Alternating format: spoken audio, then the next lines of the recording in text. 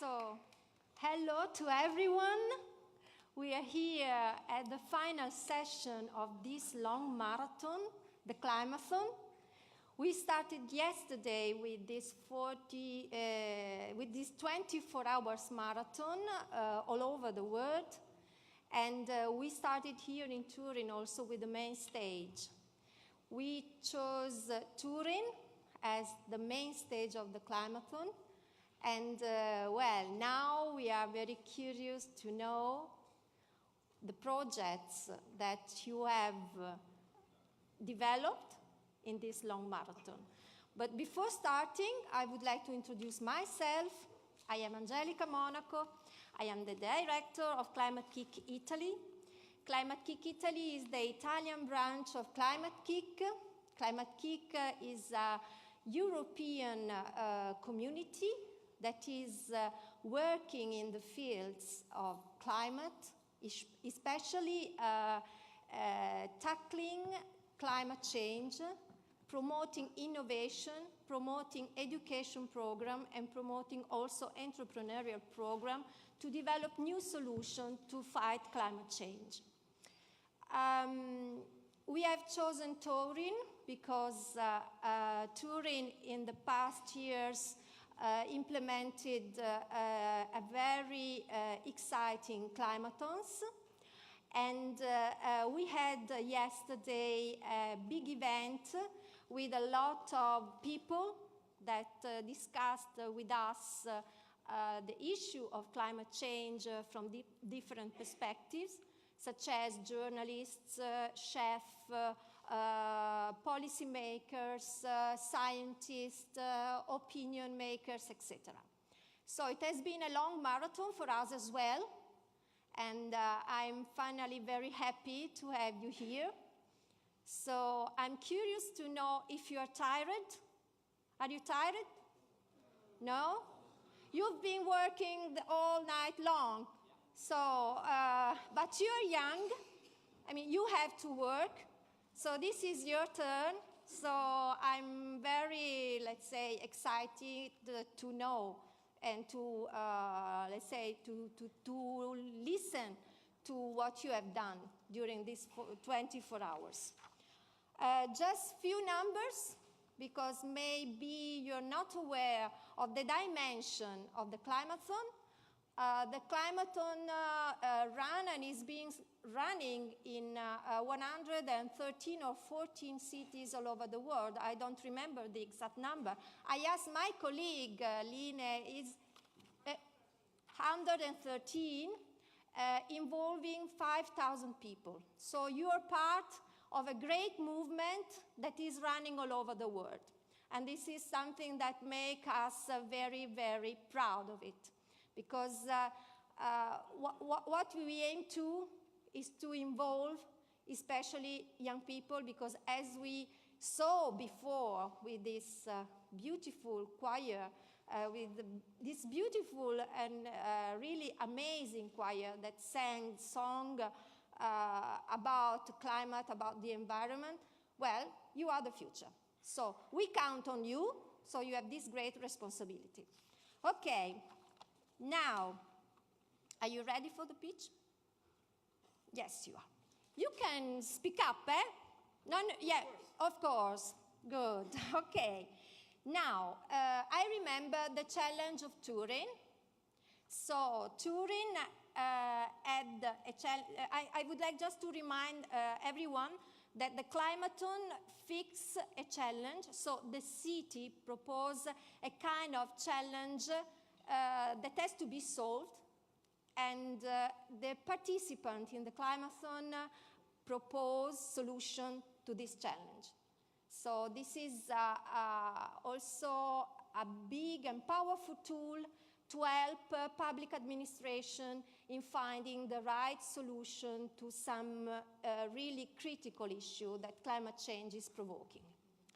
Okay, so Turin wanted to ask you, the municipality of Turin wanted to ask you how the city can be empowered in managing hydric resources and prevent waste and environmental damage. So how the city can become a water city, let's say a waterproof city, and how the problem of water, especially in big disaster, can be controlled and managed. This is an issue that is involving many, many cities in Italy, not only in Italy, also in other parts of the world. Okay, so you know that you will be assessed, I mean your project will be assessed by a jury of experts that will be listening to you, that will be asking you questions, and so be prepared, and I really would like to wish you good luck. We are starting, so please enter the jury. Gianfranco Presutti and Federico Menzio, representing the municipality of Turin. Please take your seat. Professor Roberto Ravelli of Polytechnic of Turin, please. Okay, so you have already entered, sorry. Okay. And Professor Marco Minella, University of Turin. And finally, Davide Damosso, Director of the Environment Park. Okay, so we have 6 groups. I give you some rules, okay? So you have 5 minutes each for the pitch, and then you have 5 minutes for a Q&A with the jury. We decided to have the Q&A in Italian because normally the Climathon is being developed in the local language. So you have these additional, difficulties, and we decided to, let's say, to make the Q&A in Italian, so to give the jury and you the possibility to exchange and understand a bit better the nature of your project. Is that clear? Okay. So, ready? So please, on the stage, the group number 1. A big applause!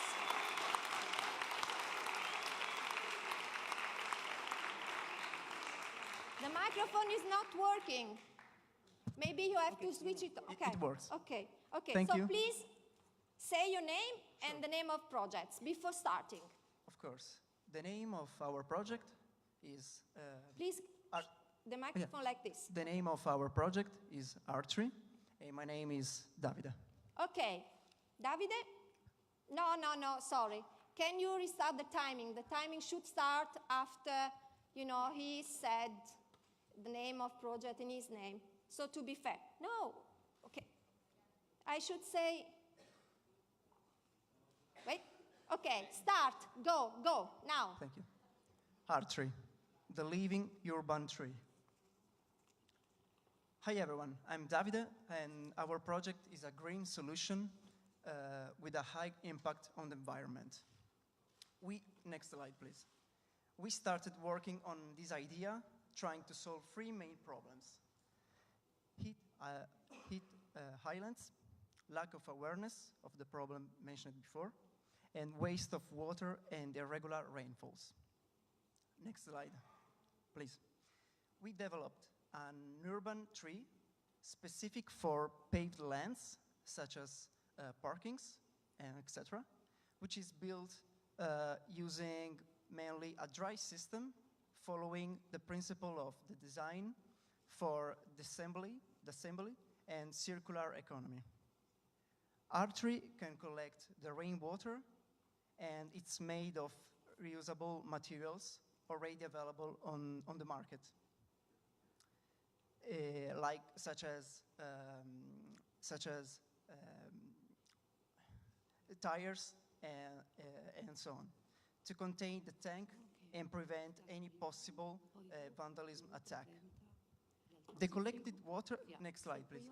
The collected water can be used to irrigate the plants in order to host a shadow area which can mitigate the neat islands problem and where people can rest. In addition, this area can be also organized as a pleasant social aggregation. From an innovation point of view, we are going to use sensors to illuminate and control the irrigation when necessary. Next slide, please. Archery will be an unusual and innovative tool of advertising sold to communication agencies, since it promotes services in places where they are not allowed, and through a partnership with Turin City Hall with a possible tax reduction. For instance, the communication agency will spend 20,000 euros to purchase archery and be able to offer advertising for a value of 100,000 euros, detracting management costs and guaranteeing a sustainable and circular business without forgetting the importance of social aspects. Last but not least, my team is part of a cultural association called Off-Grid Italia and composed of one physician, one mathematician, entrepreneur, and 5 architects. So, living urban tree. Try to imagine it in your neighborhood. Thank you. Thank you. Wow.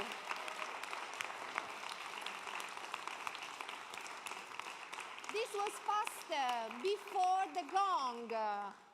Wow, excellent. So, please, your colleague, stand up. Okay. No, stay there. Okay. No, stay there for the Q&A. Okay, sit, please. Thank you. Now it's time. No, you have to stay on stage. You have to answer, the jury. But in case you need some support from your colleagues, you can... From a technical point of view, yes. Sure, yes. So we have now 5 minutes, more or less, for the jury to ask questions, and we switch into Italian, okay?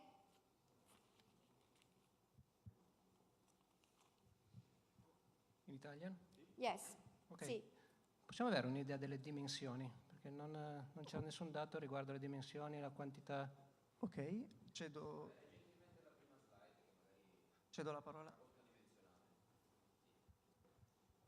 Dunque, le dimensioni sono pensate da un punto di vista preliminare, perché all'interno del modulo si sente, sì? Sì, sì. Possiamo prevedere più funzioni. Tra quelle illustrate, le dimensioni base sono un'altezza di circa 3 metri e un opportuno dimensionamento del plinto per evitare il ribaltamento. Le ulteriori dimensioni ergonomiche sono quelle destinate alla seduta e quindi all'ombreggiamento, per garantire comfort in quegli ambiti fortemente del tutto inadatti a piantare nuovi alberi. Quindi le dimensioni, per tornare alla domanda, sono un'altezza di 3 metri e un diametro più o meno della stessa dimensione.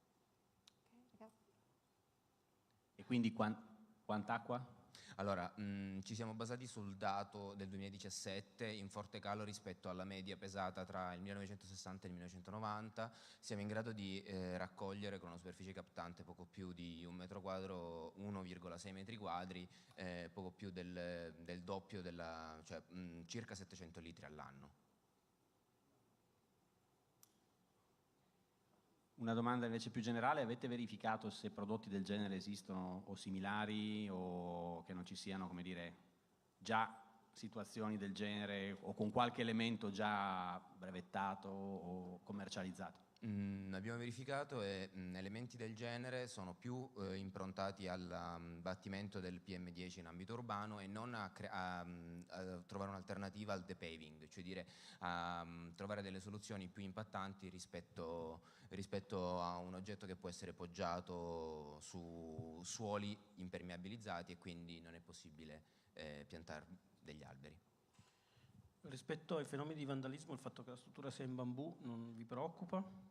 Riteniamo che di aver protetto la raccolta dell'acqua con degli pneumatici, quindi abbiamo verificato l'aggressione da parte di atti vandalici. Per ciò che riguarda il bambù, pensiamo che avendo caratteristiche simili all'acciaio se non migliori possa garantire eventuali aggressioni di atti vandalici, perché viene sia plintato sia fissato alla struttura portante.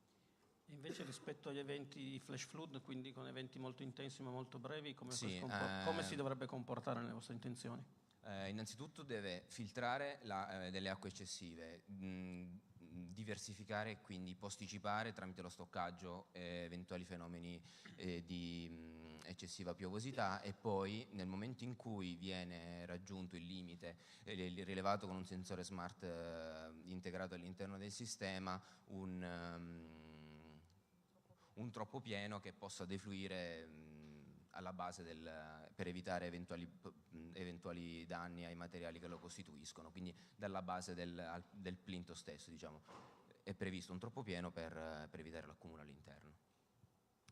E dal punto di vista, diciamo, della realizzabilità, voi avete fatto, diciamo, nel vostro business plan vi basate sulla remuneratività che arriva dalla comunicazione, quindi sostanzialmente i soggetti che potrebbero proporre per poter ripagare l'attività sono soggetti che appunto forniscono i famosi totem, eccetera. Però abbiamo un minuto. Sì, avete preso in considerazione il fatto che comunque queste mediamente sono concessioni molto lunghe, sono concessioni ventennali, quindi come dire bisogna essere pratici e capire come si riesce ad entrare dentro un meccanismo che insomma ha degli interlocutori potenti insomma in giro per il mondo e che soprattutto hanno queste concessioni veramente molto lunghe.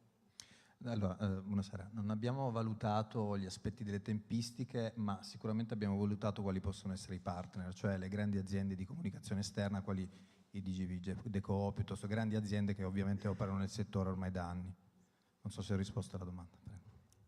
Velocissimissimi. Rapidissima, visto il contesto locale, avete già ideato per l'eventuale prototipo un contesto urbano torinese dove poterlo installare? Questa è Piazzale Valdofusi. Ok, benissimo. Grazie. Bravissimi, bravissimi. Thank you very much. Thank you. Thank you. Thank you, Archie. Grazie.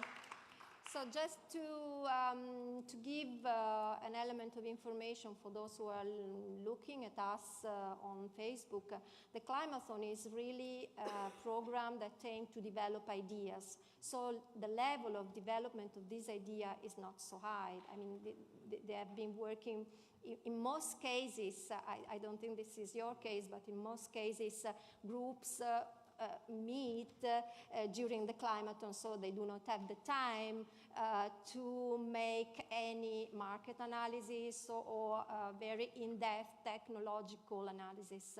So just to, let's say, to give this information, I know the jury knows it. Okay, so next one, group 2. Okay, hello. Mike. So, your name and the name of the project. Yeah. Look at the camera. My name is Antonella Bruno, and I'm a student. And this is my group. It's ortho team. Okay. And So you can stand up now because I mean it was supposed to be done after the presentation, but okay. So, are you ready to start? yeah. Okay, because we have to. Okay, go. We can start. So, we think about a project that the purpose is rainfall. So, the city, the main problem is rainfall. So, we can change, yeah. So, in Turin, our approach is so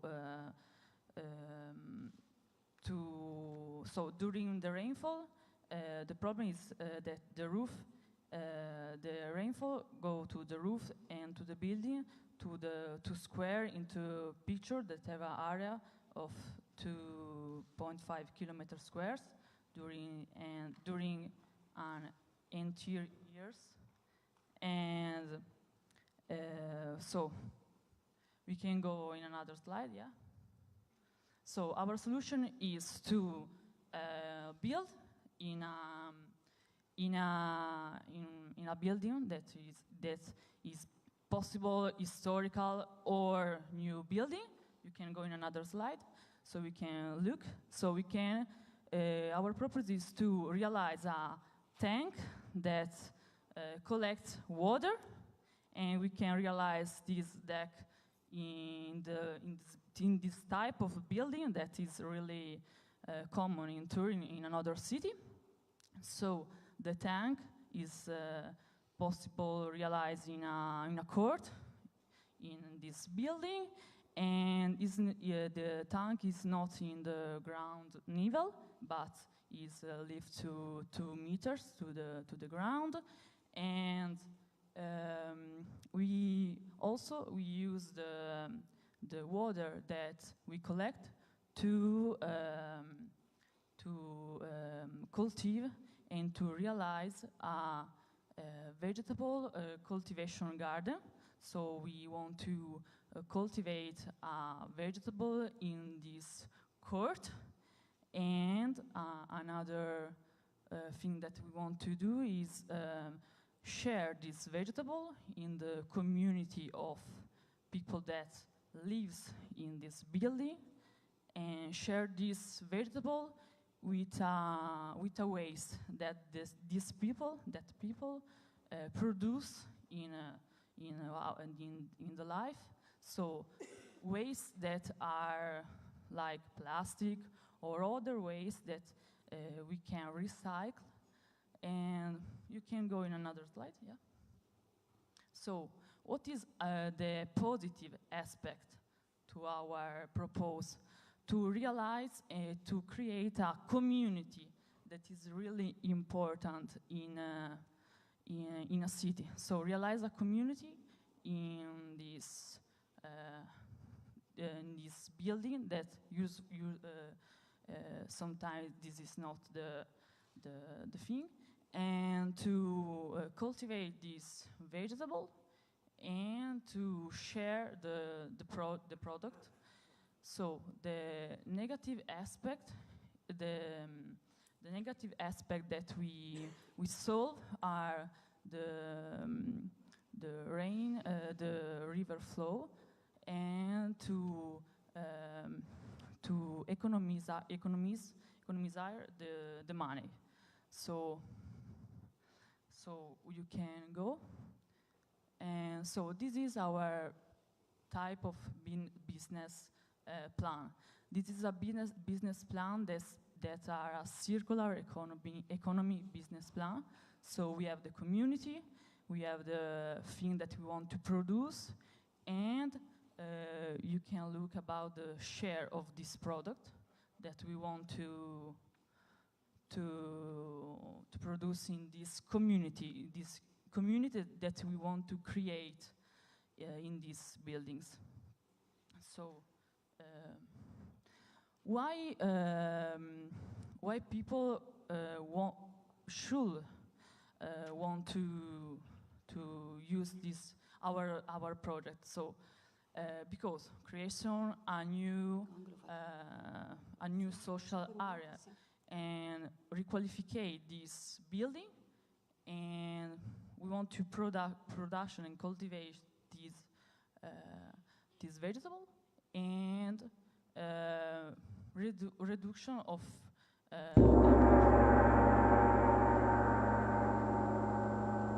Do you want? You can go on. How many slides do you have?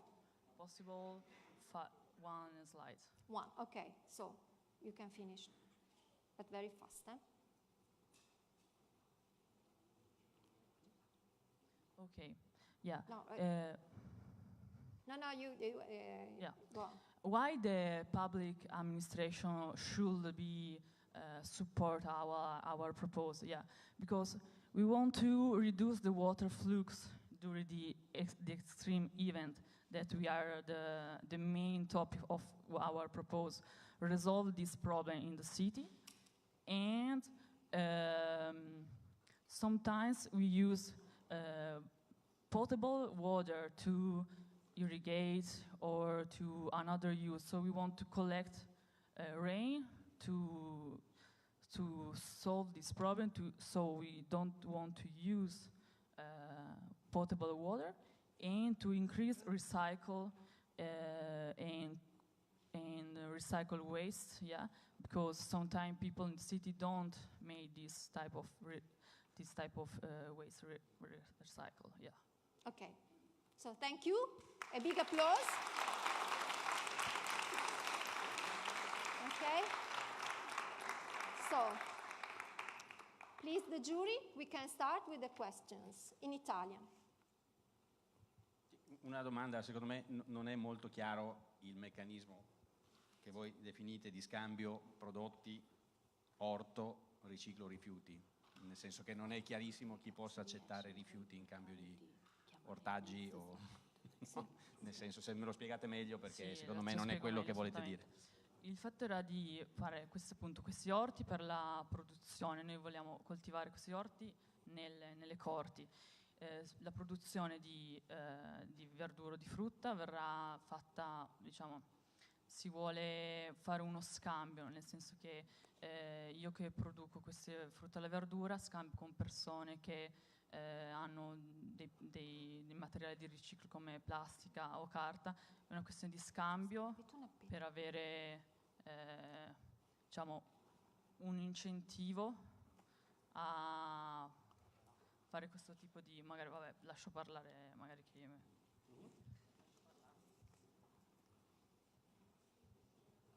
Please, vieni qua che così vedi la giuria bene. Okay. Buongiorno. Allora, l'idea era quella di scambiare questi prodotti, perché comunque un prodotto che può essere riciclato è un bene che può essere dato alle municipalizzate, come ad esempio l'Amiat, o anche ci sono aziende comunque che si occupano di rendere questi materiali riciclabili in nuovi materiali che possono rivendere. Quindi il fatto era comunque di creare in futuro una partnership, possibilmente appunto con Amiat, a cui noi magari potevamo dare l'umido e loro ci davano indietro il compost per fare il refill all'interno degli orti e niente, questo è tutto. Ok. The next? Io, la prossima? Sì, se non ho visto male parlavate di 2 milioni di metri cubi all'anno su tutta la città. Sì. No, 2 milioni di metri cubi solamente sopra quell'area di 2,5 metri quadrati che era nella foto, nella slide. E sull'intera città abbiamo fatto una stima di 2,9 miliardi di litri d'acqua, perché abbiamo contato 800 millimetri di acqua all'anno per 2,5 chilometri. Ad esempio in quel caso veniva fuori che in un anno su quella sola area erano appunto 2 milioni di litri. No, e l'altra cosa... Ah, litri. Litri. Litri, ok. Sì, che sono 2000 metri cubi. Sì, in questo caso, non so se me lo sono perso, è il 25% in meno di quello che va a finire poi nelle fognature, quindi si va a alleggerire il carico durante appunto gli eventi estremi e si riduce appunto del 25% l'acqua che viene alla fine non usata. L'altra cosa invece che volevo sapere era rispetto al posizionamento di questa cisterna che è al centro della corte, del cortile, rialzata. Come ci arriva l'acqua lì? L'acqua lì, per il principio di Archimede, cadendo dalle grondaie dei tetti, andrebbe a finire direttamente nella cisterna, che sarebbe comunque più bassa. Sì, quindi vorrebbe dire rifare gli scarichi verso... Sì, di realizzare degli scarichi. Diciamo che noi abbiamo pensato quest'idea per agire il meno possibile, essere il meno invasivi possibile sugli edifici. Quindi magari modificando semplicemente il diametro delle grondaie per poter raccogliere una quantità d'acqua sostenuta e di arrivare direttamente alla cisterna. E comunque abbiamo fatto una stima contando un intero circondario, 864 nuclei familiari, con una stima comunque a rialzo di circa 15.000 euro di lavori, un 10-15 euro a nucleo familiare. Quindi sarebbe anche abbastanza sostenibile come spesa per i condomini. No, solo ho qualche dubbio su quel 25% perché state confrontando una cosa media, gli 800 mm, con un qualcosa che avviene in modo, diciamo, estremo durante un evento. Sì. Quindi secondo me il bilancio idrologico è ancora un'altra cosa. No, la mia domanda era questa: se ho ben capito, allora nei cortili condominiali l'idea di togliere le automobili che sono parcheggiate, mettere una cisterna e un orto. Questa era la mia prima domanda. La seconda cosa, dal punto di vista anche solo del sole che va a far crescere queste piante, all'interno di un cortile è possibile, non è possibile? Allora, per quanto riguarda la prima domanda, noi pensavamo, solitamente i cortili interni hanno dei box, cioè nel senso quelli che conosco io hanno dei box all'interno, quindi sarebbe semplicemente o da rinforzare la struttura di box per poter mettere questa cisterna, oppure nel caso in cui la regga di lasciarla lì. E sul fatto del... sì, ok. I'm sorry. Okay? Thank you very much. Thank you.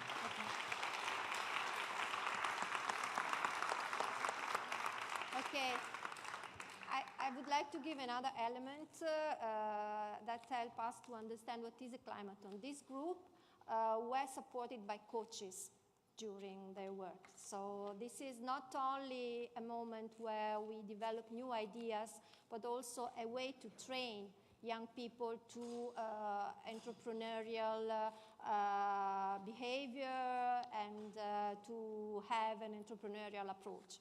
Okay, so now group number 3. Where is it? Okay. So you are pitching together. Oh, good. Okay, so say your name and the name of the project. Anna Setran, Giovanna Gallesio, Nur Zayat. Okay. E Permeabilito. Sorry? Permeabilito. Permeabilito? Yes. Okay. Please start the timer. Okay, good morning to everyone. Thank you for the opportunity to be here. And we are the third group, and we're going to present our project Permeabilito. So one of the effects of the climate change are the increasing effects of extreme weather effects. Especially flood frequency can have a huge impact in urban areas. Actually, also the metropolitan area of Turin experienced this problem in November 2016. In order to overcome this problem, we came out with a very easy and accessible solution. Next slide. So by analyzing the city, we found out that actually the main problem is the risk of overloading the actual sewage system, which is not capable of supporting the amount of rain that are due to extreme weather conditions. So this is why we decided to try and recover a natural principle, which is the capacity of the soil to filter and drain water, and apply to a very dense urban areas, which is the neighborhood of Mirafiori, especially to the coverings of garages, where we want to turn and convert the not permeable soil into permeable soil. So I'll let the next speaker speak, and next slide. Okay. So we chose Mirafiori Sud because it represents, our project represents an opportunity for an urban renewal from one side, and from the other side it promotes participation. So we found out there are a lot of spaces, there are monofunctional spaces, and there are garage boxes. So what we're going to do, our project will introduce urban gardens above those garage boxes. And our gardens, rooftop gardens, they will have two typology of vegetation. So they will have a perimeter of aromatic plants, vegetation, that they will work as a barrier, biological barrier for the central part.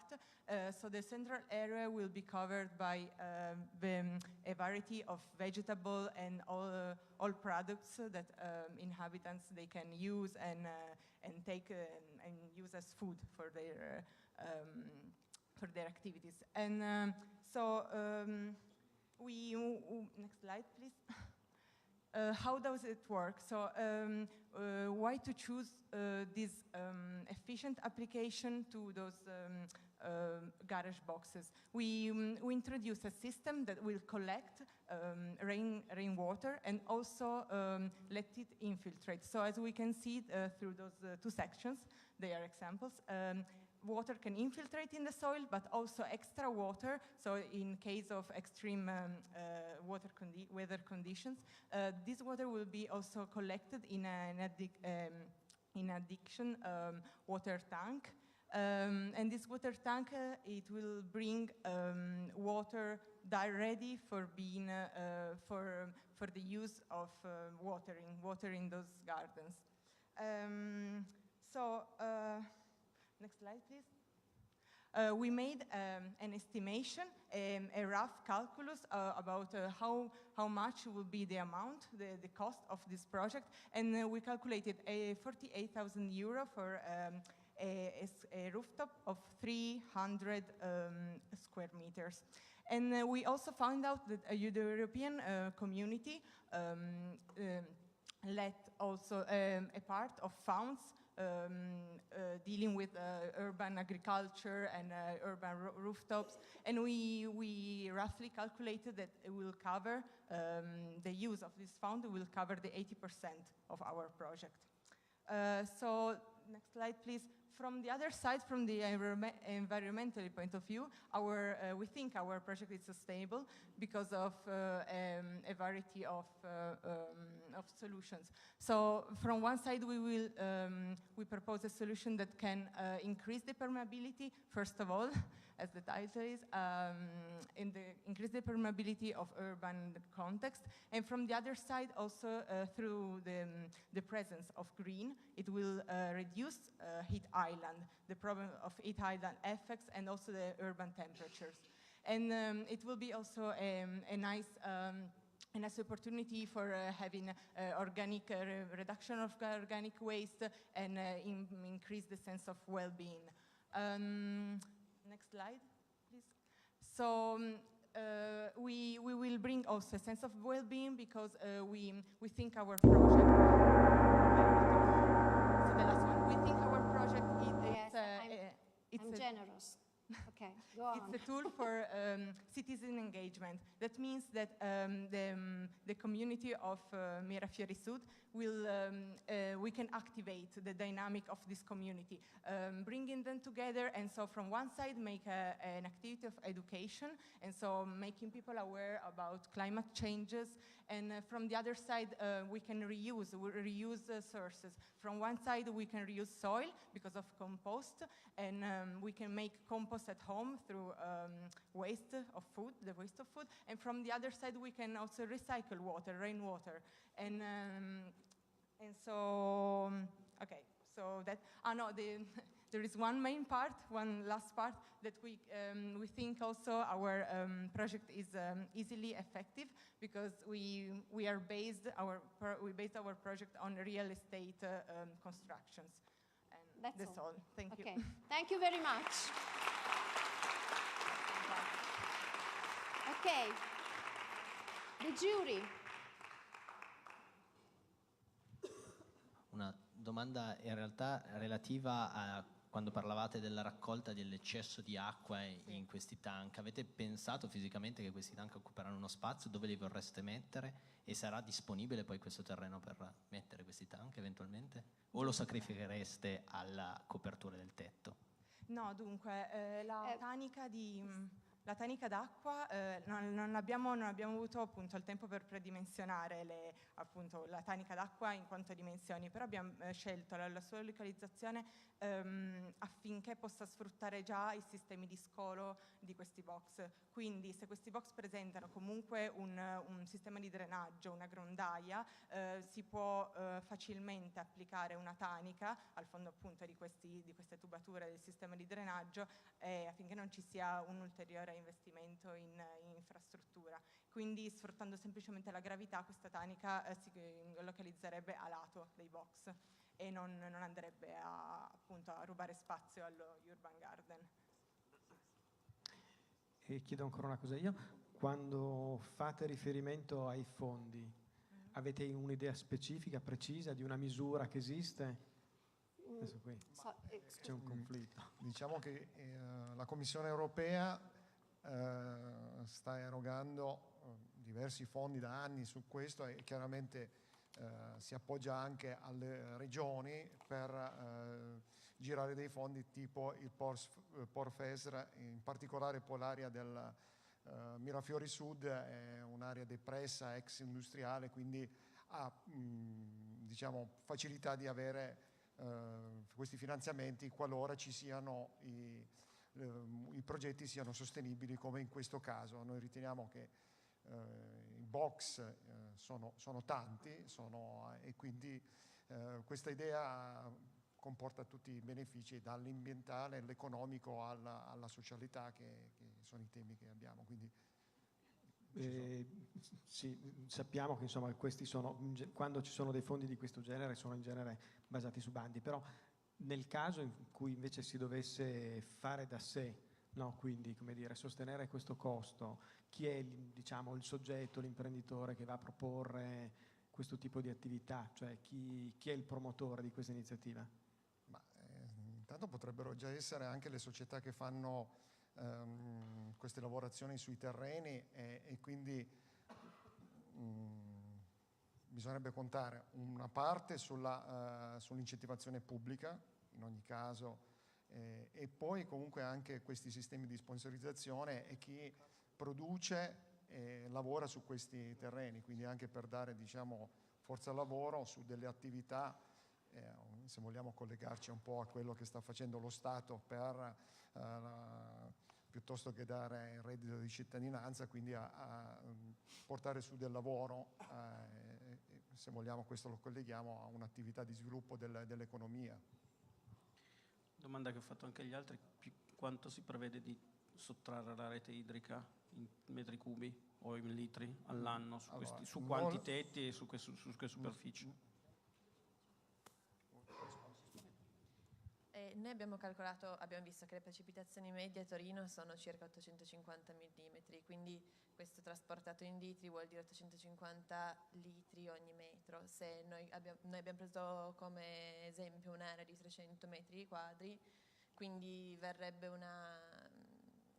come quantità d'acqua che si riuscirebbe a sottrarre a quello che è il suolo impermeabile, invece catturato in questo suolo permeabile sarebbe circa 250.000 litri l'anno. Ok, less than 1 minute. Due domande molto veloci. Avete detto che mettete una tanica sotto e poi l'acqua come ritorna sopra? E seconda cosa, ho visto là nelle foto, voi immaginate su questi tetti di mettere tutta la copertura, più i bambini, più... dal punto di vista strutturale, visto che questi sono box pensati per avere giusto una striscia di asfalto e basta, e dal punto di vista della sicurezza e via dicendo, siete sicuri di rimanere nel budget di 160 euro al metro quadro che avete pensato? Noi avevamo previsto più o meno su 300 metri quadri un intervento di adeguamento di circa 10-15 mila euro più o meno per rinforzare diciamo, la struttura a livello di solaio e comunque anche perché al momento non sono previste attività, cioè non sono previste persone no. I give you more time in the presentation because it is in English, yes. But otherwise, we have to keep the same rules for everyone, okay? So, the jury is tough, eh? So, thank you very much. A big applause. Okay, so the number 4, please. Thank you very much. Introduce yourself. Good morning, everybody. I'm Federico D'Albenzio, and I will present you our project, Rain for Energy. Timer. Yeah. Our project goal is to reduce the overload of the sewage system caused by exceptional precipitation events. The idea is to collect rainfall water into the gutter and then use turbines inside of them to produce energy. Then the water is collected into a tank where it's filtered and chemically treated, and then with the energy produced by the turbine, the water is pumped upwards for domestic use. These tanks are already present in a big amount of buildings, because they were used in the past in order to feed the private heating before district heating technology that is in Turin. Next slide, please. This is just a sketch of the plant, and we calculated the effect of the project in reducing the quantity of the flow in the sewage system by 1% of an overload, which equals to 50 million liters. Next slide. We also thought about implementing our project with the installation of an alert system that communicates to the owner to empty the tank before an extreme event. Next slide. We calculated the power generated by the turbines in extreme and standard events for 2 and 4 meters that are the typical height for the floors. We started with the intensity of the precipitation of 85 millimeters a day, and this is the extreme event. Then we evaluated the velocity of the water at the starting point of the gutter. We used Bernoulli equation imposing the velocity of 3 meters per second after it falls down for 4 meters in order to supply the turbine in the correct way. From the statistics of Stator Vortex, that is our turbine, a water speed of 3 meters per second produces 20 watt of power. And we have 5 turbines, so a total of approximately 100 watt produced. Next slide. This is just the standard events. Next slide. We evaluated that the power generated by the turbines is sufficient to feed the pump and bring the water to the ground floor level. These are the calculus. Next slide. And finally, this is a SWOT analysis of our project, in which we pointed out the strengths, the weaknesses, the opportunities, and threats of our idea. We also estimated an average cost of each installation, but it's just an approximation. And so on. Next slide, the last one. We hope you enjoyed our work. Thank you for your attention. Wow. Good. Excellent. So you can introduce your colleagues. My Please team stand colleagues. up. A big applause. Okay? So, the jury. Okay. No questions? No, io Ah. non ho ben capito il calcolo di quella potenza data da quelle turbine. Cioè sono Sì. 850 millimetri. No, allora noi abbiamo calcolato un evento straordinario, cioè noi abbiamo detto, abbiamo guardato nelle statistiche, abbiamo visto che un evento particolarmente potenzialmente dannoso è un evento meteorologico in cui cadono 85 mm di acqua al giorno. 85 mm d'acqua. Poi noi abbiamo fatto dei calcoli su un tetto standard di un edificio, abbiamo preso delle misure medie e allora da lì abbiamo calcolato tutti i vari dati che abbiamo riportato È arrivata una potenza di 20 watt. Sì, per ognuna 20 di watt queste. ed è la stessa potenza che avevamo trovato sul catalogo di questa turbina. Era sulla velocità arrivata alla turbina di 3 metri al secondo, quella turbina produceva qualcosa come 17,6 watt. Quindi Per un intorno- appartamento avete un'idea a casa vostra di quanta è la potenza del contatore della luce? Sì. Dell'ordine di qualche kilowatt. Quindi diviso 100 watt vuol dire che per un appartamento io ho bisogno di 5 per 20 turbine. Sì, no, ma infatti noi non volevamo. Cioè, qual è lo scopo di No, avere lo 100 scopo- watt da No, lo scopo è energia? semplicemente di usare quei watt per la pompa. Cioè noi abbiamo al fondo dato che la cisterna è sotterranea, noi l'unica cosa che ci serviva era di fare quel salto di 2 metri tra dove la cisterna e il livello del suolo per ripompare sull'acqua che poi può essere usata per innaffiare il giardino del condominio piuttosto che per lavare la macchina, per degli usi normali, diciamo, non per... Ma io ho una domanda un po' tecnica, nel senso che voi vorreste utilizzare le vecchie cisterne del gasolio che hanno contenuto gasolio fino all'altro ieri. Sì. Il gasolio tipicamente ha anche delle morchie che tipicamente rimangono lì, ce le siamo un po' dimenticati, prima o poi bisognerà porsi il problema. Però voi poi li volete buttare dentro l'acqua e con quell'acqua lì innaffiare l'orto. Vedo un problema di contaminazione poi ecco. dell'orto. No, cioè la base di partenza, la base di partenza era che ovviamente bisogna fare un lavoro di pulizia precedente della cisterna in modo tale che poi possa portare dell'acqua che possa essere utilizzata per cose più civili, diciamo. Io ho visto un costo di realizzazione dell'edificio, se non ho visto male, di 2.000 euro. Questo ovviamente penso senza quello che diceva il professore, cioè senza conteggiare il fatto di pulire ogni singola cisterna. Avevamo più che altro pensato all'intervento di mettere queste turbine che non hanno dei costi elevatissimi e il lavoro di realizzare il collegamento fra la grondaia e il tank di nuovo e poi un eventuale scolo alla rete fognaria.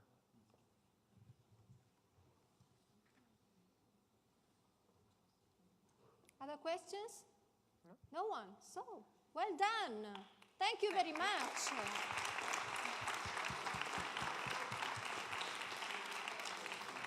Well, actually, I thought that having the Q&A in English would have facilitated you, but it's not true because, I mean, they are terrible. They're asking questions in Italian, very technical questions. So, okay, well done.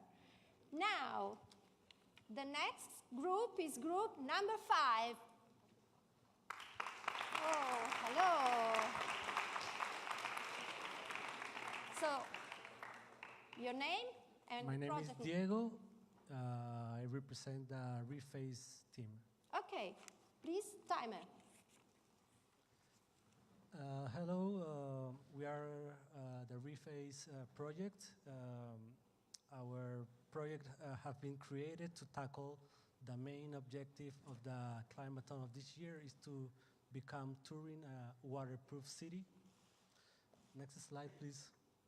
Sorry, can you speak closer? This slide shows an image of the Dora River in 2010 and how the river flooding affected the urban areas.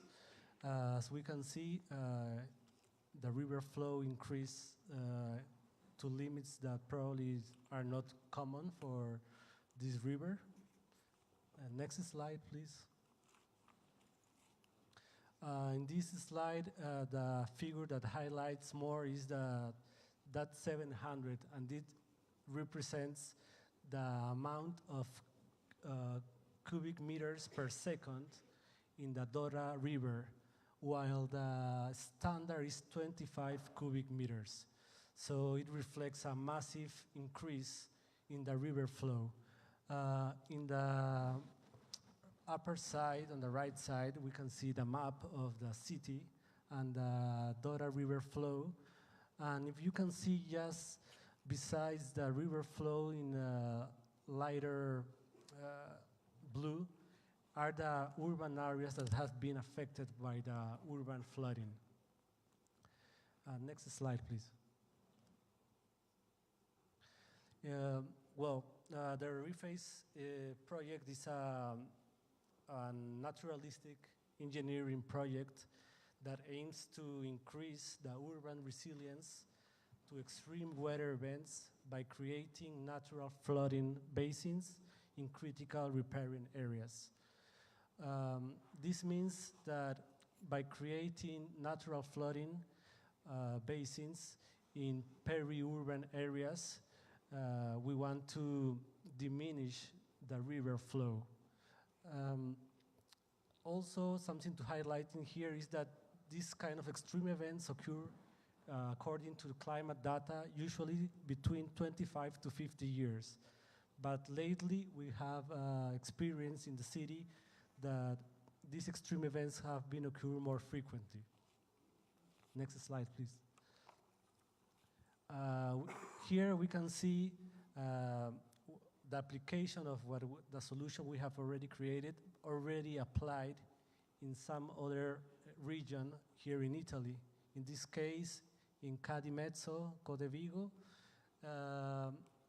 Here we see 3 images of the solution we are proposing and how it looks. Okay, next slide, please. Here in the left side, in the pink image in the top side, on the left side, is the river section pre-basin. So what we propose is a modification of the river section post-basin, as we can see in the lower image, and also by planting a poplar tree. The area that we propose to apply this project is the green areas. It's between the landfill and the park. This diversion of water is calculated that would have a capacity of 4,500 cubic meters. Next slide, please. Why poplar? Well, poplar tree is a water-resistant root asphyxia, so it will survive the water extreme events. As well, it has increased the wood supply chain that has a more demand here in Italy. And lastly, but not least, provide several ecosystem services. Next slide, please. The realization of this plan, as we can see here, includes the public administration involvement, better accurate study of the area of interest, modification of riverbanks, and creation of natural flooding basins. Next slide, please. Some of the benefits in here are the social benefits, environmental and economic. As an ecosystem service, it includes all these 3 categories. Next slide. These ecological and social benefits are shown in here and clearly demonstrate that this project is interesting for this city because the water management of the river flow effectively would diminish and mitigate the urban flooding. Okay, thank you very much. Okay, before your group, stand up so that we can see your colleague. Where are they? Okay, well done.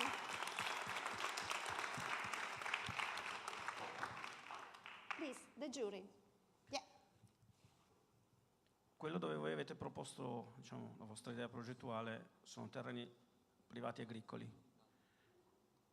Come pensate di convincere, o qual è la forza economica? Okay. Sorry for interrupting you, because he doesn't speak Italian. Do you want to help him? I can answer you if you want in English. That's okay. Okay. The areas where you have proposed your idea is a private area and agricultural area.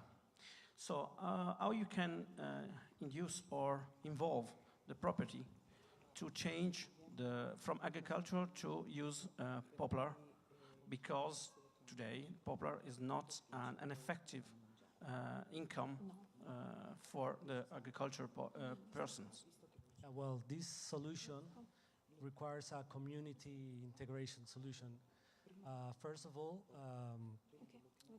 the municipality will have to be involved into it, because, of course, these extreme weather events that have occurred in the last years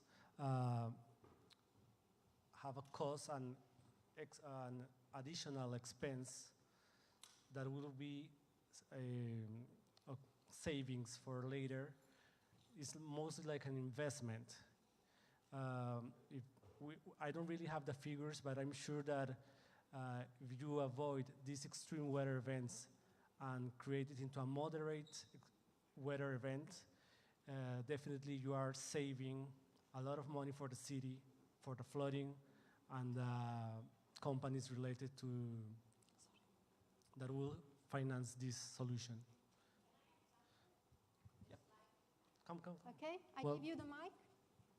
She will come. Okay. Well, she's Sarah. Okay. Quick. Okay. Poplar is one of the few But stands. if you are Italian, you can Okay. tell it in Italian.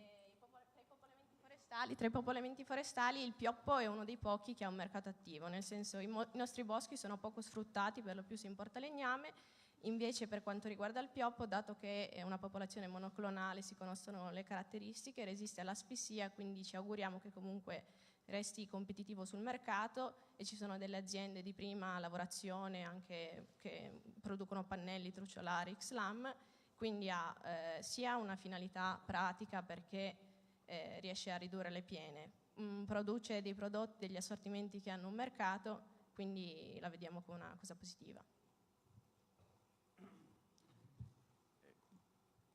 Avete fatto una riflessione nel gruppo rispetto al ruolo del gruppo stesso nella realizzazione di questo progetto? Cioè vedete un vostro follow-up di questa esperienza di Climathon I can translate. Did you think about your personal involvement after this experience in this project? Definitely, here in the Climathon is an opportunity to meet people. In fact, I have met all my team yesterday. So asking this is probably a wish. Yeah, it could be. You know, we are here to propose ideas and solutions, and that's what we have bring today. Okay. Any other question? Okay. So finished. Thank you very much. Well done. So this was one of those groups that met here and start working together for the first time here, right? Okay. So very good. We have the last one, the number 6. Where is it? Hello. Welcome. Thank you very much. Say your name and name of project. My name is Gaetano Noternicola, and our project is called Visto. So, first of all, thank you very much for having us today. This has been a great opportunity for all of us, and the most rewarding thing has been the fact that yesterday we didn't have any idea, and after 24 hours we came out just with a project proposal. So this is this was a very good opportunity. So next slide, please. So first of all, Visto is a project that aims at tackling the challenging of the problem of flash flood. So first of all, we started with a data-driven approach, but we came out that the data available weren't very reliable. We found missing data. For example, in ARPA, we couldn't find very reliable data. So we asked ourselves how we can do and how we can approach this problem. So we decided to focus on a more digital approach, and in particular following different stream of thoughts. So for example, identifying an innovative digital solution in order to provide a new way to gather reliable data, identify potential application of the solution for a wide range of stakeholders, and third one, we tackle future weather challenges. So we had in mind a forward-looking perspective. And fourth, of course, we want to try to generate positive outcome, not revenues at this stage. Next slide, please. So as you might know, most of the disasters are directly or indirectly related to weather or climate. And due to the vulnerability of this crisis, also the traditional crisis management has become probably not enough.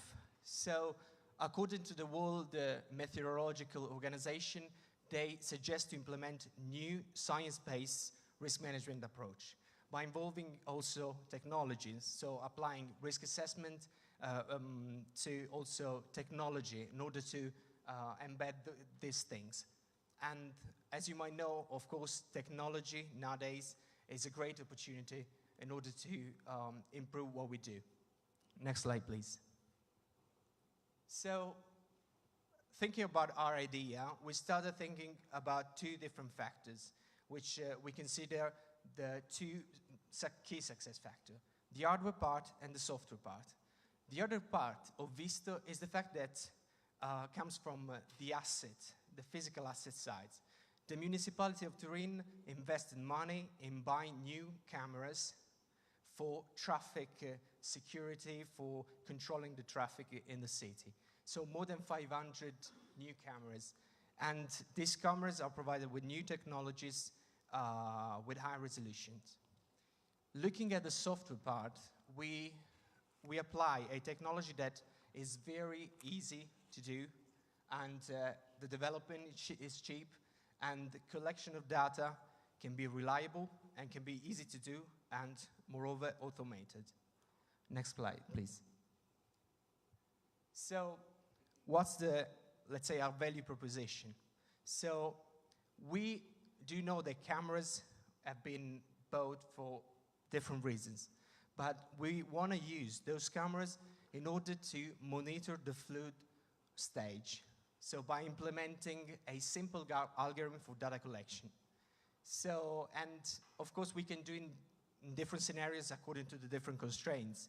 So according, for example, the high resolution, we can use image processing methodology or technologies or machine learning technologies. And of course, all the data, there should be real-time data, are collected and stored on a cloud server. Next slide, please. So this is the way how we thought about the process of collection. So first of all, the camera collects the pictures in real time, then those pictures are stored in a cloud and processed. So the algorithm does the job. So convert, extract the data about the flow level and convert them from the picture to data. Those data then are stored again to the cloud, and then they can be available for different stakeholders. So they can be the municipality, they can be third-party stakeholders. Next slide, please. Next slide. Okay.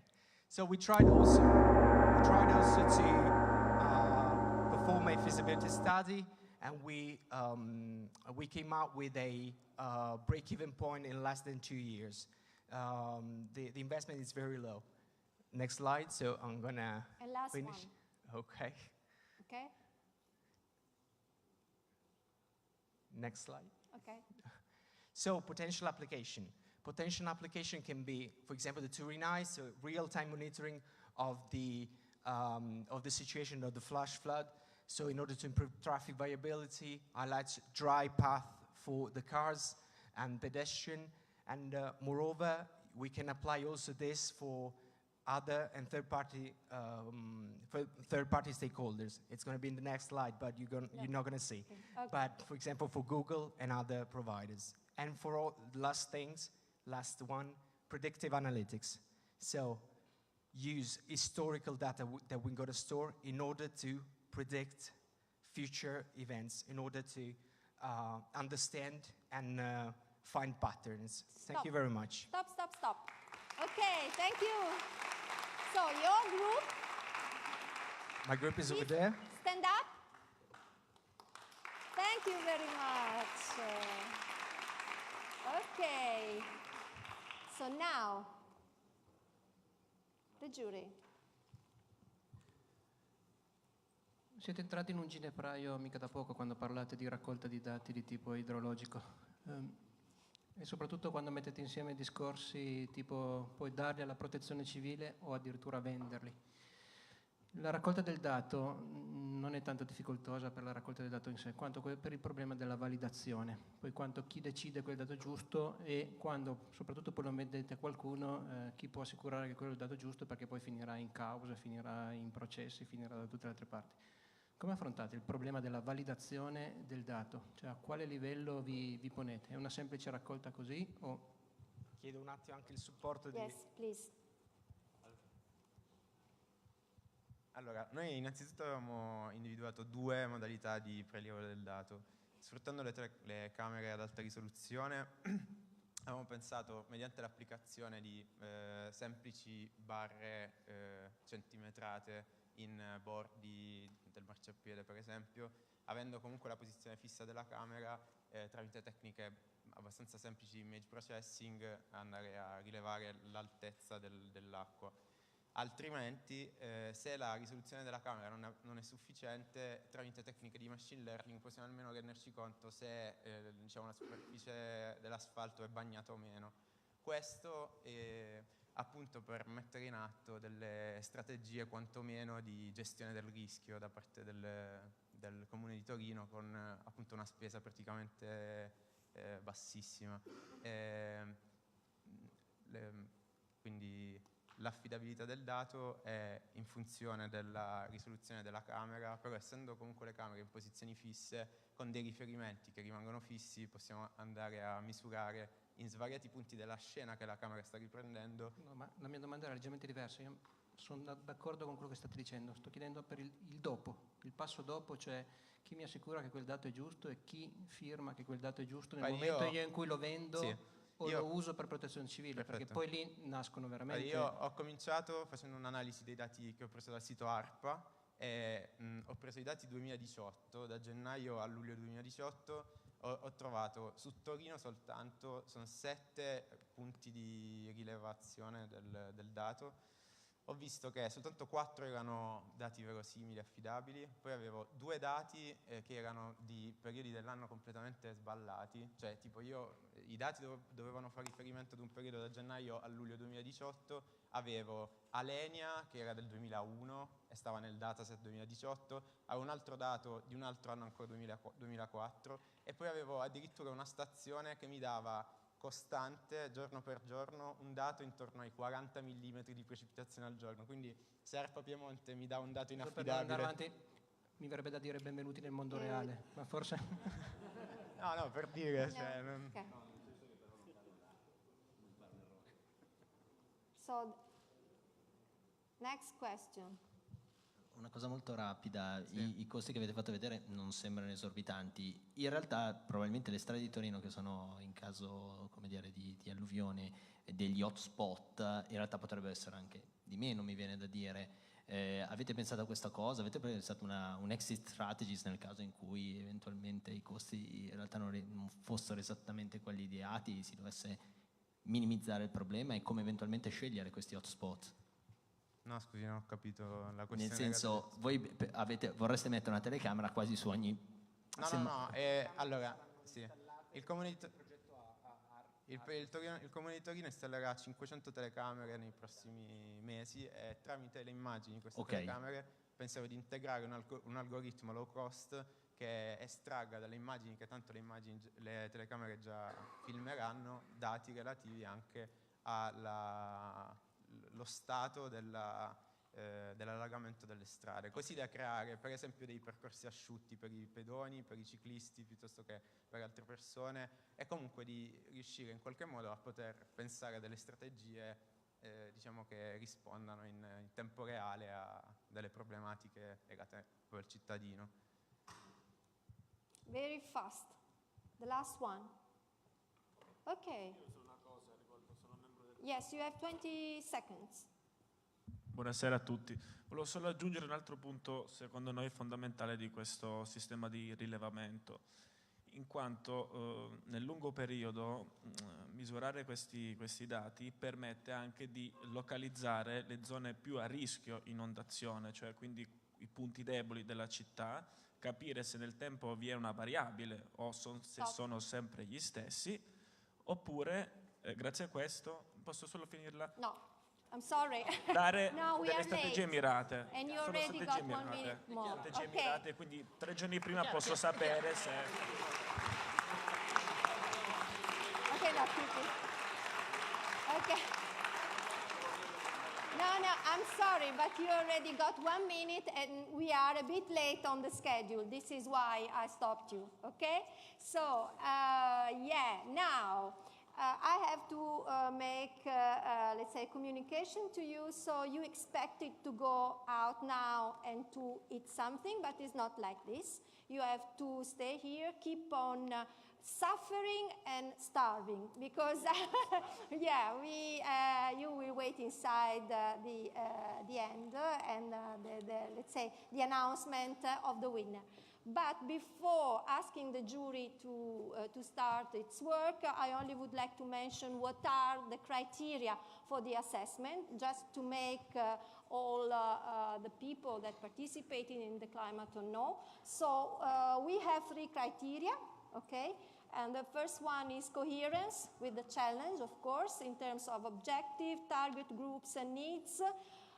We have feasibility, the second criteria, regarding the main technical details and practical use.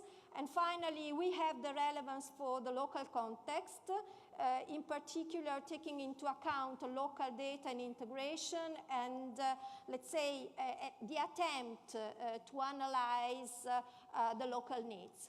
Okay, so now, please, jury, you can go. You have to come back almost in half an hour, so yes, you have to work fast. Thank you very much. And thank you, guys. You've been really excellent. I mean, it's not easy to present and to explain a project in 5 minutes. This is why I, let's say, provide 1 minute more. But, you know, this is a competition, so we have to keep the rules, let's say, the same rules for everybody. Now, we go on with the program, and the next part is dedicated to your little brother, that is the student that participated in the Young Climathon in Turin. The Young Climathon is what we can call a small-scale climathon, because it was developed by students. I think they were 90 students of 3 secondary schools here in Turin, whose age is between 11 and 14. We have a video, so I ask to launch the video now. Okay, and have a look at it.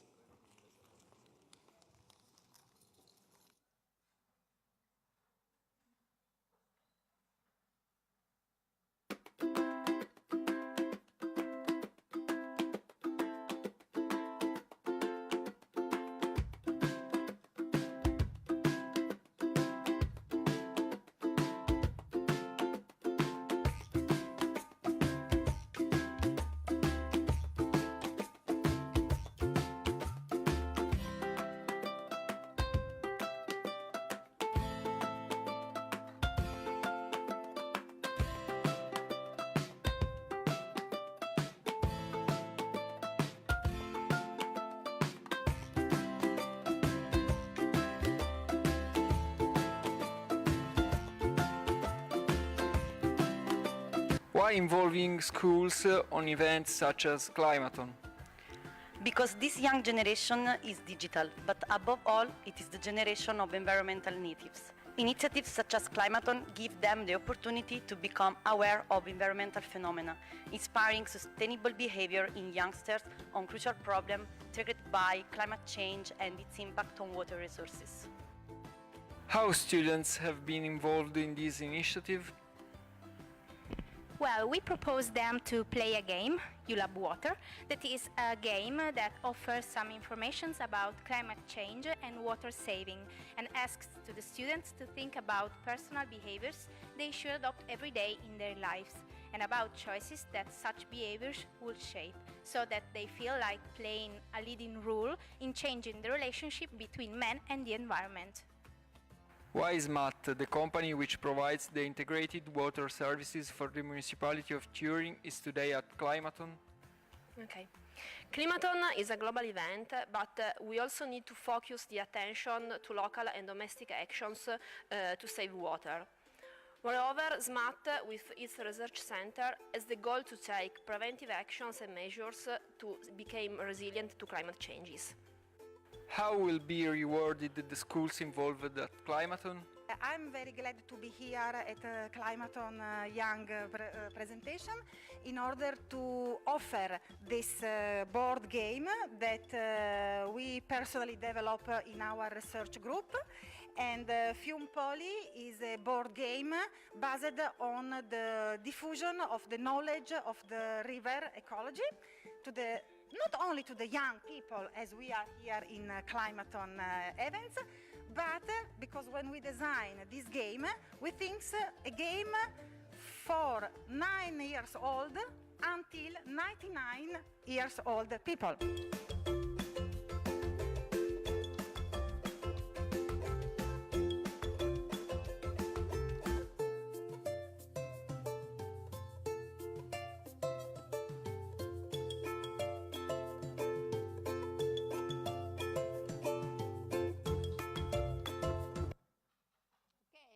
Applause.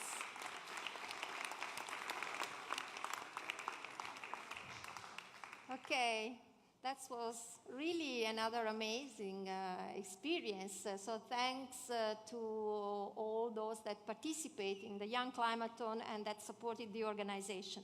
Now, you know that we have a Climathon that is going on in other cities all over the world, and I think that we have Paris. Is it right? Okay. Can you hear me? Where is it? Catherine? This is Catherine from Paris. Bonjour, Catherine. Where are you? Hi. Hi. No, here is the camera. We are here all together Ça va? with all the organizers. Ça va et vous? Oui, ça va.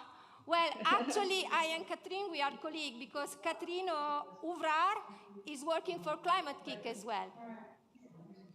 Yes, I'm taking care of the communications for Climate Kick France. Okay. So we have here in France 5 climathons in 5 different cities, and here we are in the Climathon Paris, which is on the following topic. It's accelerating transition towards sustainable food. So we have the chance to be welcomed by our partner Marmiton. I think some of you might know Marmiton Park, who is a website who offers a lot of recipes online, and they are today with us. So I would like to give them the micro and so that they can say why they are welcoming us today. Yes, please. Hello everyone, I'm Claire. Hi Claire. I'm working for Marmiton and we are very pleased to be on board with the Climathon. Every day on our website, our magazine, we try to give our users, our users many tips to eat healthier and eco-friendly. So we are really pleased, and we hope that we will change things sorry, with Claire. our team. Claire, there are some background noises that makes difficult to understand what you're saying. Oh, sorry. Did you hear me better? Like yeah. This? Yeah. Okay, let's try. Sorry. We tried to give our users many tips to eat healthier and eco-friendly. We only give them recipes which are from the season, and this is for us a really good opportunity to give them more tips to eat more vegetables, more locally products, and yes, we hope that we will find many solutions and tips really easy to see. Okay, but I didn't understand. I didn't understand, Claire. At what step are you of your Climathon? Sorry, I don't hear you. I didn't understand at what step. I mean, have you already made the pitches? I didn't understand this. In Paris? No, the Okay. pitches are in 2 hours. Okay, no, because here in Turin we have just made the pitches and now the jury is assessing the projects and we start suffering, to know the final result. So, a big applause to say goodbye to Paris. Bye-bye. Goodbye. Bye. Okay, so let's go on. I mean, we have to go a bit faster. And now we have Agostino Rere Baudengo. Is he here? Where are you? Okay. No, because I have the light. I can't see you. Okay. Agostino Rere Baudengo, hi. Welcome back. Fine. We met 2 days before. So Agostino Rebaudengo is the president of the Museum for the Environment of Turin and Asia Ambiente Italia's founder. So he would like to say us something about the offset of carbon emission. No, but I leave you the stage. Thank you, Angelica, because you are, first of all, conducting wonderfully this day, so I really impressed about this. Thank you. And as Asia Ambiente Italia, that is the company that I founded in '95, we are doing, in cooperation with Climathon, the offsetting of the CO2 that is been emitted by the electrical energy that has been used and the travel for the people to move in the two places. So here and in the museum for the Climathon Torino. So, and the other is for Climathon main stage. So this is the CO2 offset of the plant that we have in Piemonte, in Italy, but in this region, that is mainly are two plants. One is for solar, and the other is from landfill biogas. So the idea is, of course, like was Kyoto Protocol or ETS system, so that we produce electrical energy, avoiding emission of CO2, and this give to us a credit that we offset with the CO2 that the two Climathon activity today and yesterday produce. Here are the certificate, and thank you very much. Yeah, for we are the very opportunity. happy about this, because often big events actually produce a lot of CO2 emissions. So, and it is important to offset them, and we are very grateful to Asia for offsetting them. Yeah, we did this with a great pleasure, and I have to say that with a great pleasure I heard about the project that these young people present today. And as I told in the press conference yesterday, sometimes when you will start, you will go to the notary to found your company, your startup, probably the notary will not understand what you want really to start and what is the aim of your company. So this is my best wish for all of you, so to find, as I did many years ago, an idea and to keep going on your idea and to make the idea, to transform the idea in an activity, in a company, and to be successful, and especially to help also anche the planet to be cleaner, because we need, for the moment at least, to keep this planet clean enough to live and to have the nature going on. Okay, thank you very much, Agostino. So this is a suggestion of an experienced entrepreneur. Okay, thank you very much. Thanks to Asia. Thank you. Okay, thank you. So now I'm very pleased to introduce you a colleague of mine, which is Line Grai Knudsen. And Line is the director of education. Please, Line, come close to me. And just to tell you that education is the stream of activity within the Climathon has been developed and is being developed further. So, Line, the floor is yours. Thanks a lot, Angelica. Yes, as Angelica just said, the education team of Climate Kick developed this idea, this concept 4 years ago, and it's amazing to see what it has now developed into. It has in fact been 24 amazing hours. We have seen so much dedication, collaboration, and a lot of hard work happening around the globe the last few days under the umbrella of the Climathon. When you look into social media, if you study the hashtag Climathon, you will see a lot of pictures of people coming together and working very hard.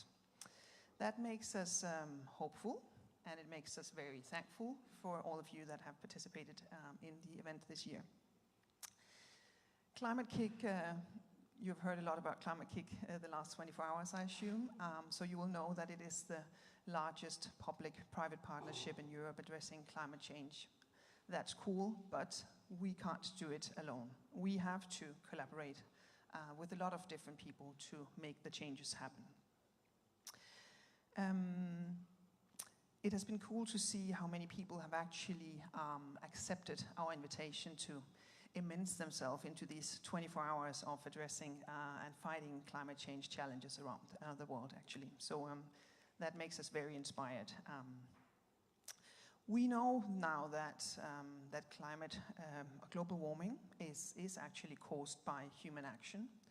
In fact, the recent IPCC report has shown us that, and also that was mentioned by our CEO, Kirsten Dunlop, yesterday, the report stressed again that human action are estimated to have caused 1 degree of Celsius of global warming above the level of the pre-industrial level that we're comparing to. We also know that we may actually look at, it's likely to see a 1.5 Celsius degree of global warming in 2030 if we don't change our actions. So we have only 12 years. We were reminded of that yesterday in the beginning of the event. There is no time to waste. Luckily, we have seen a lot of good ideas surfacing around the world these last 24 hours, so there is hope. I would like to quote from one of our presenters yesterday here at the main stage in Turin, the very inspiring chef Pietro Lehmann, who talked about sustainable cooking and sustainable food. And he said that he said, I'm cooking for the future, but I'm actually doing it today. And I think that was very inspiring because we have to remind ourselves that the changes we want to see in the future, they are starting today, and they are starting by our actions and our decisions. We have to act now, and we have to act locally. In Climate Kick, we believe that the path to a sustainable future, it goes through education and learning. So whenever we engage ourselves and our partners in projects and climate projects, we always utilize the opportunity for learning and education that are always connected to innovation. We design and we implement activities such as climate innovation summer schools. We support placements of young professionals around Europe, and we empower the next generation to actually take action We do a lot of projects for school kids. You've seen and heard a lot about the Young Climathon. That's a recent development that we've made, and we hope to see that grow next year as well. We have a green incubator, and we have accelerators that are supporting bright minds like the ones we have seen today that has hacked their way through the challenges of Turin.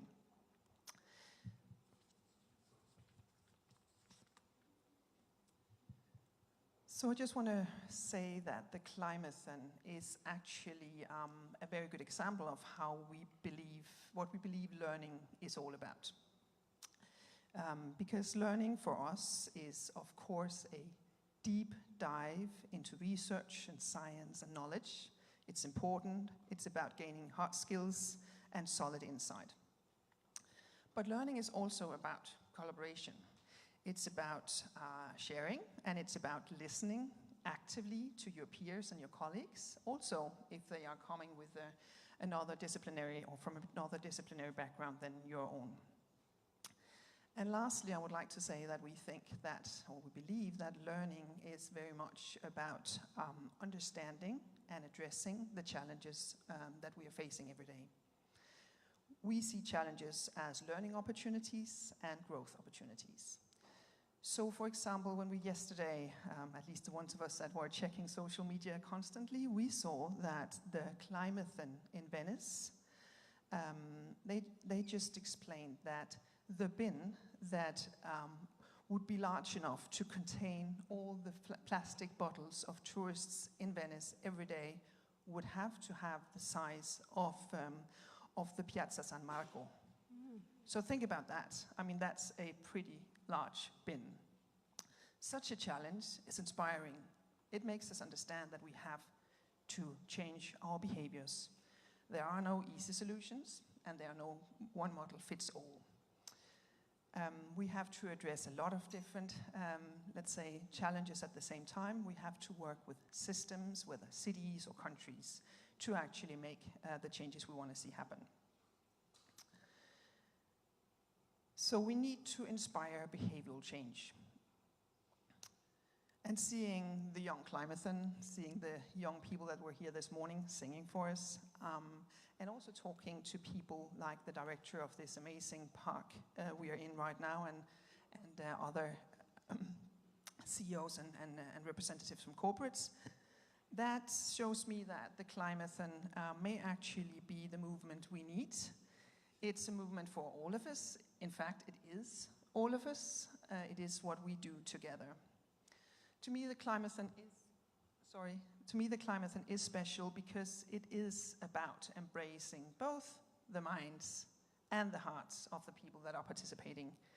And to me, that is exactly where true learning happens. So I want to say thank you for participating and learning with us and growing and designing and producing all these good ideas that we have just seen pitched here at the main stage in Turin. So thank you to all of you.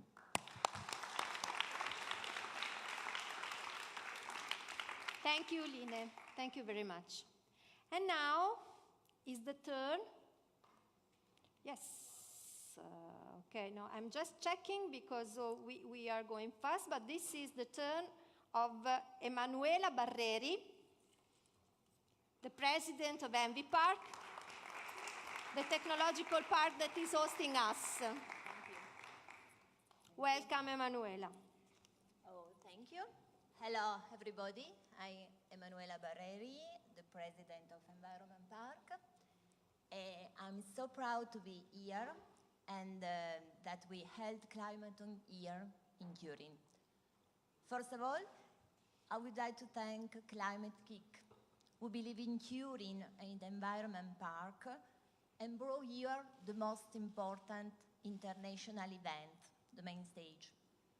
Thank you to the city of Turin, which had the leading role in the realization of this event. Thank you to the Museo A Come Ambiente, which welcomed and guided the groups during the 24 hours challenge. And special thanks to the sponsors, I want to read, Polo Clever, CSI Piemonte, Hydrohead, Istituto per l'Ambiente e l'Educazione Scole Futuro Onlus, Istituto Superiore Mario Boella, Open Incet, Ordine degli Architetti di Torino, Politecnico di Torino, City, Consorzio Topix, Torino Wireless e Università degli Studi di Torino. And the sponsor? Lavazza, Cassagna, Nova Coop, SMAT, Computer Solution Group e Asia Ambiente Italia. Who helped us enjoy these 2 extraordinary days. Thank you also to our media, Rai Radio 2, who followed our adventures with the other media. But above all, I want to thank you to all the participants and to all of you who spent your energy and your passion to care about the environment. Your ideas are all worthy and with a great value. It's a real pity to be able to reward only one project. I believe that many projects born in this marathon will find their way to develop further, and they should. This is not a goodbye. Let's continue to put into action our ideas to combat climate change. Okay, thank you very much, Manuela. Thank you. So, in the previous program, we thought the jury would have been ready, but the jury is not ready. So, I suggest now to stop for 50 minutes, okay? So you can have some refreshments. Actually, I thought you were not allowed to, but now you can. And we will be back in 15 minutes, so to give the jury the time to assess. And this is a good sign. It means that the project were good and they are debating a lot, okay? So see you in 15 minutes. Thank you.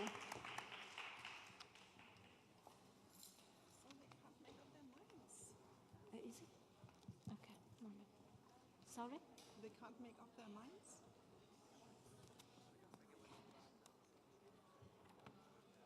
No, because così so they eat something because the catering is finishing at, I mean, they have to go at 3:30. Okay. So it is better, yes. Can you, scusate, mi potete togliere